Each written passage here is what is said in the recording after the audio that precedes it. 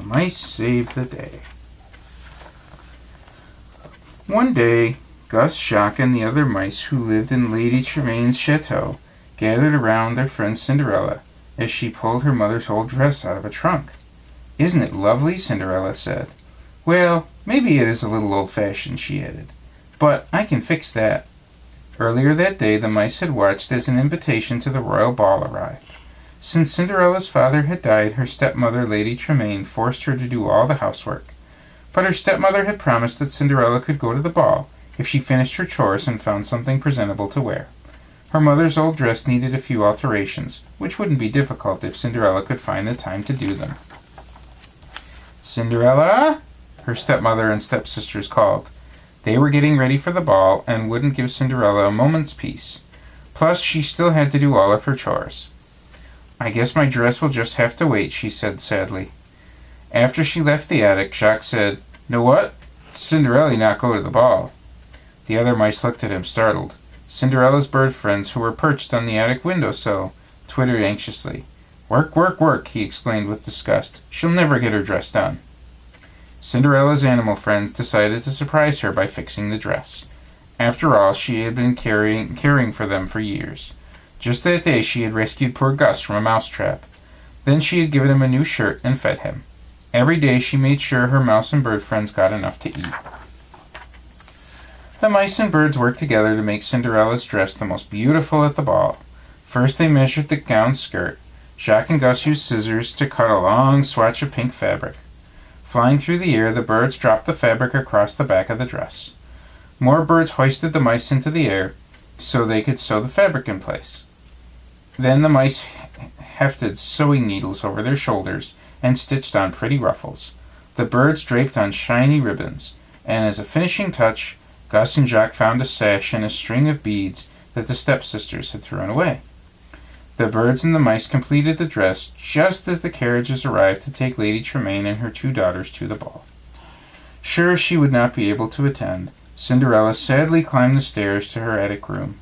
But when she opened the door, her animal friends called out, "Surprise!" "Oh, thank you so much," Cinderella exclaimed. The birds and mice were overjoyed to see their friend so happy. She was always working so hard. When Cinderella ran downstairs in her new dress, her stepsisters and stepmother were very surprised. They hadn't thought Cinderella would find anything to wear. "We did make a bargain, didn't we, Cinderella?" her stepmother said. Suddenly suspicious, Jacques and Gus watched from the mouse hole in the wall. "Those beads give it just the right touch, don't you think, Drizella?" Cinderella's stepmother asked. "Why, you little thief!" cried Drizella. She lunged and ripped the beads off Cinderella's neck.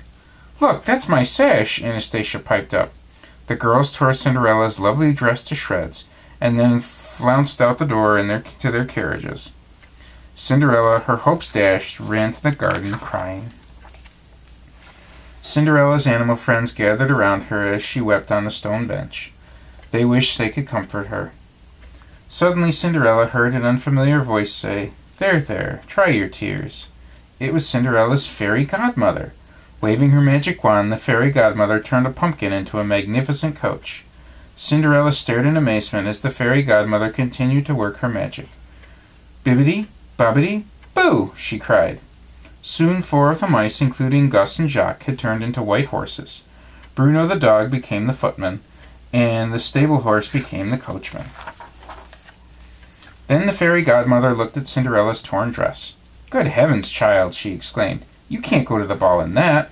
She waved her wand once more. Suddenly Cinderella was wearing beautiful glass slippers and a blue ball gown that shimmered like diamonds. Even her hair was arranged elegantly. She gazed at her reflection in the fountain with disbelief. "It's more than I had ever hoped for," she declared, her eyes sparkling. The fairy godmother helped Cinderella climb into the coach. "You must understand, my dear, on the stroke of 12, the spell will be broken." When she arrived at the palace, Cinderella felt as though she were in a dream world. Everyone wondered who this mysterious girl was. The handsome young prince bowed before her, and Cinderella felt her heart pounding. Later he swept her into his arms, and they danced together in the castle garden. Gazing into her eyes, the prince leaned down to kiss her just as the clock struck 12. When she heard the bell toll, Cinderella remembered the fairy godmother's warning. She raced down the grand staircase, accidentally leaving one of her dainty glass slippers behind. The next day Cinderella went about her chores. She daydreamed and hummed a waltz as she worked. Cinderella's mouse friends tried to warn her to be careful, but she was too busy thinking of the prince. Lady Tremaine overheard Cinderella and recognized the song from the ball. She realized that Cinderella was the girl from the ball who had danced with the prince all evening. Her stepmother locked her in her attic room. "No, please let me out," cried Cinderella. "We've got to get that key," Jacques told Gus. The two mice raced downstairs and quietly took the key out of the stepmother's pocket. Then they pushed and pulled it up the long staircase. With a last burst of energy, Cinderella's exhausted little friends were finally able to slip the key under her locked door. "Oh, thank you," she cried. Cinderella hurried down the steps. The Grand Duke had arrived, and while she was locked in the attic, he was searching for the prince's mysterious love by trying the glass slipper on every maiden in the kingdom, including Cinderella's stepsisters. "Wait, please wait," she called to the Grand Duke. At the sound of Cinderella's voice, everyone looked up. The mice hugged each other hopefully. But Cinderella's stepmother was upset that her stepchild had escaped, and she tripped the Grand Duke with her walking stick. The slipper Cinderella had left behind at the ball shattered. Luckily, Cinderella still had the other slipper. She pulled it out of her pocket and tried it on. The slipper's perfect fit proved that Cinderella was the beautiful young woman who had won the prince's heart. The prince asked for Cinderella's hand in marriage, and the very next day they had their wedding at the palace. Gus, Jacques, and the other mice were thrilled that Cinderella had found her true love. Cinderella insisted that her loyal animal friends move to the palace with her. They gladly left Lady Tremaine's chateau behind and began a new life as royal mice. The end.